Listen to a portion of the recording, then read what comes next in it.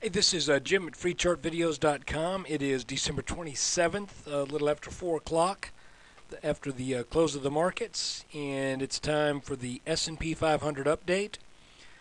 Remind you that this is brought to you by FreeChartVideos.com, using time-honored techniques to understand modern markets. This video is for educational purposes only and is not intended to be used as any form of investment advice.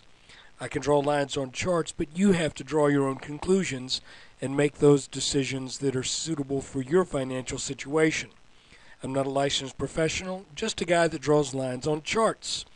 And thanks to freestockcharts.com for the use of their charts in these presentations. So let's look at the S&P. Okay, we are now looking at a new channel.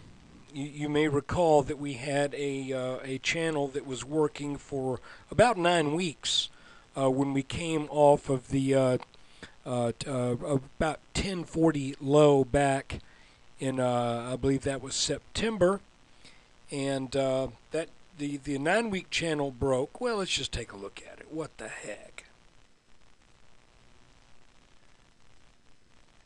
Here was our 9-week long channel that I'm going to put a blue line at the top of it. This was working really well for 9 weeks from the beginning of September all the way through into where it broke in mid-November. We then made a reversal pattern here, and then the markets started heading up higher. I have added a few lines since then, but you know, we played this channel very effectively all the way up. And when we broke here, the question became, well, are we going to go back down and test 1123, this neckline? Or when we started this little zigzag pattern here, it started to look like, no, we're going to go back up. And remember that this inverted head and shoulders pattern had a target that I had placed between 1240 and 1250. We have made that. However, this market is acting like it still wants to keep going up. Today, we had a situation where I had drawn this little blue trend line. I usually make these orange, so let's make it orange. I had drawn this line after we opened down low here, and with the idea that if we trade over this line, then I will take that as a bullish indicator. And by golly, we sure did. Even though we broke this green channel line, that really is not a very long-standing channel, so we just have 1-2 touches, and then it broke. You know, that may not really mean that much, but you can see that we got back over this descending resistance line. That's a strong indicator, and I'm beginning to wonder now if we're going to set up for another attack at what turned us back here just under 1260, and possibly form another pattern that will take that out, take 1260 out, to see how far over that we can get. Right now, the line that is most important is this blue line that is a channel that is actually acting a little bit longer than the green ones. So let's change this chart up just a little bit here so you can see it in more detail. So there you go. We went up at a pretty steep ascent, then we corrected down between these blue lines in a steep descent, then we went up not quite as steep, and then we came down not quite as steep, then we really kind of went up taking our time, and then we started to come down taking our time. My feeling at this point is this is not a necessarily good sign that the markets did not have as much momentum. You can definitely see that the momentum is being lost a little bit, but again, it appears to me that when the market has an excuse to go down, and it had an excuse today with the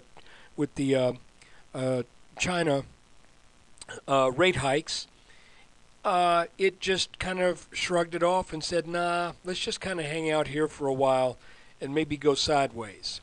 By the way, I had had a piece on some stocks I did over the weekend, 3 of which were were Chinese stocks, and they got hammered pretty good today, but I think it's going to be a buying opportunity for those of you who looked at those videos. So anyway, that's what's going on with the S&P 500. I'm just, I keep seeing a market that is showing a lot of resilience. It looks like it just wants to keep going up. Let's see what happens this week. I really wanted this area right here to get up to this blue line. I was hoping that we would do that today to get up into about 1268 or so, but it was not to be. As you can see, every time we've broken one of these green lines, we have consolidated and then started back up, but we've never gotten over this line. So my feeling at this point is it's possible that we climb back up into this green channel, but my real feeling is that this is going to be, if the markets do go up, it's going to be something of a lazy move. And one thing to add here is we really don't have any driving patterns at this point. What I mean by that is when we had this large inverse head and shoulders that formed after the flash crash, we knew from the depth of this pattern that we could expect a move to that 1240 to 1250 area. We don't really have that kind of a pattern set up right now. I can tell you that the getting over the line that's drawn from the April highs and roughly the same area in early November that turned us back, now that we're over that, I can tell you that I think this line should give us support. So we've got currently we're kind of in the situation where I think we have some good solid support underneath us, and not that much resistance overhead. We do have this blue line that was the old broken channel that I don't think we're going to get over that. I don't think we're going to get over this green line, but you can see that there's a lot of area that's underneath this line where this is free to move on up. So let's see what happens this week. I hope you get something out of the videos, and if you do, please visit freechartvideos.com.